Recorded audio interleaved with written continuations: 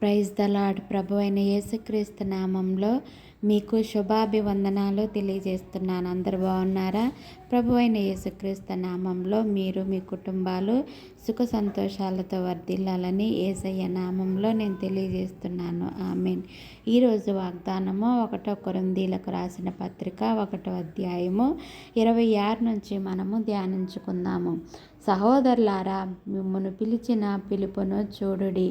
మీలో లోకరీతిని జ్ఞానులైనను గనులైనను గొప్ప వంశము వారైనను అనేకులు పిలువబడలేదు. కానీ ఏ శరీరియు దేవుని ఎదుట అతిశయింపకుండునట్లు జ్ఞానులను సిగ్గుపరచుటకు లోకములో నుండి వెర్రివారిని దేవుడు ఏర్పరచు కొని ఉన్నాడు. బలవంతులైన వారిని సిగ్గుపరచుటకు లోకంలో బలహీనులైన వారిని దేవుడు ఏర్పరచుకున్నాడు.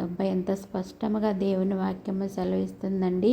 ఈ లోకంలో ఉన్న జ్ఞానులు గనులు గొప్ప వంశము వారు దేవునికి అక్కరలేదంటండి. దేవునికి ఎవరు కావాలి? దేవుని ఎదుట అతిశయించుకుంటున్నట్లు జ్ఞానులను సిగ్గుపరచునట్లు లోకములో నుండి వెర్రివారిని.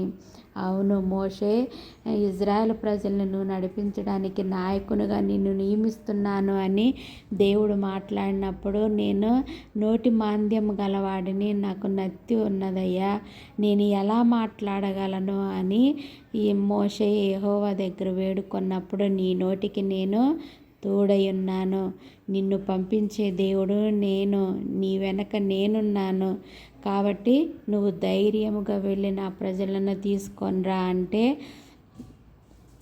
మోషే భయపడిపోయినాడు. ఎందుకంటే దేవుని ఎదుట తను చాలా తగ్గించుకున్నాడు. కాబట్టి ఇజ్రాయెల్ ప్రజలకు నాయకుడిగా ఏర్పరిచాడు దేవుడు. అందుకే ఈ లోకంలో ఎన్నిక లేని వారిని, వ్యర్థముగా అయిపోయిన వారిని, నా పరిస్థితి ఇంతే అయిపోయిన వారిని దేవుడు ఎన్నడూ విడిచిపెట్టాడు.